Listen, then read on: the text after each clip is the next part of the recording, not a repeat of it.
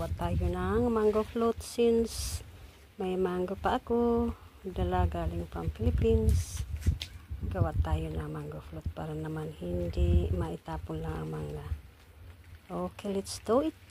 Ayan na po ang isang finished product natin na mango float. Yung malaking ay pinagpistahan na po. So, 3 family na rin ang nakatikim nito. Sige, isang katulad nito. So, ayun. Mga German po sila. Gusto ko matikman nila yung natin, pagkain natin.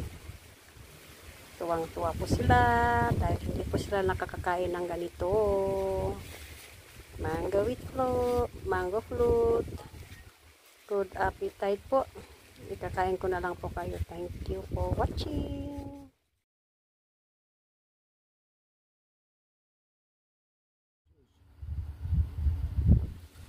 Mango float. Salap-salap.